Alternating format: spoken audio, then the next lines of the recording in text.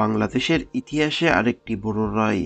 একসময়ের প্রধানমন্ত্রী, একসময়ের সবচেয়ে ক্ষমতাধর রাজনৈতিক নেত্রী শেখ হাসিনা, আজ তিনি দেশের বাইরে, আর দেশের আদালত ঘোষণা দিয়েছেন তিনি একজন দোষী। 2025 সালের 2 জুলাই আন্তর্জাতিক অপরাধ ট্রাইব্যুনাল এক যুগান্তকারী রায় ঘোষণা করে। সেখানে বলা হয়, একটি ফোনালাপ ফাঁস হওয়ায় শেখ হাসিনাকে আদালত অবমাননার দায়ে 6 মাসের জেলে পাঠানো হচ্ছে। কি ছিল সেই অডিওতে? সেই অডিওতে শেখ হাসিনা বলেন, আমার বিরুদ্ধে 227টি মামলা হয়েছে, এই বুঝি 227 জনকে হত্যার লাইসেন্স আমি পেয়ে গেছি। এই কথাগুলো শুধু কথাই ছিল না, এটি আদালতের প্রতি একটি অবমাননা, বিচার প্রতিক্রিয়ার প্রতি তার উপহাস। এই অডিও কি সত্যি শেখ হাসিনার? প্রথমে অনেকে সন্দেহ প্রকাশ করেন, কিন্তু একটি যাচাই বাছাই করেন সিআইডি।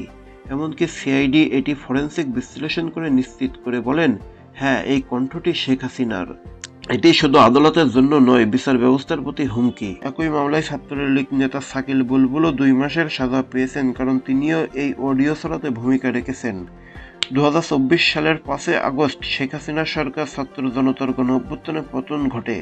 রক্তাক্ত এক আন্দোলনের পর তার বিরুদ্ধে দায়ের করা 150টি মামলা, যেখানে অভিযোগ রয়েছে তিনি রাজনৈতিক হত্যাকাণ্ড, জনগণের উপর রাষ্ট্রীয় সন্ত্রাস চালানো সহ বহু মামলার আসামি। এই রায় সেই সব মামলার অংশ নয়, তবে আদালত অবমাননার জন্য এই রায় রাজনৈতিক আইনি প্রেক্ষাপটে অত্যন্ত গুরুত্বপূর্ণ। এই রায়ের পর দেশ জুড়ে প্রতিক্রিয়া দেখা গেছে। অনেকে বলছে এটি ন্যায় বিচার প্রতিষ্ঠার দৃষ্টান্ত, আবার অনেকে বলছে এই রায় রাজনৈতিক প্রতিহিংসা। আওয়ামী লীগের এক নেতা বলেছেন, শেখ হাসিনা কোনো অপরাধ করেননি, বরং তাকে অন্যায়ভাবে টার্গেট করা হয়েছে।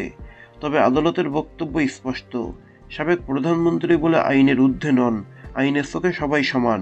বিচারের বন্ধু হিসেবে উপস্থিত ছিলেন সিনিয়র আইনজীবী ওয়াই মশিউজ্জামান।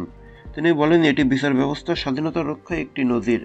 বর্তমানে শেখ হাসিনা অবস্থান করছে ভারতে, সেখান থেকেই একটি অডিও বক্তৃতায় তিনি এই রায়কে অবিচার বলে দাবি করেছেন।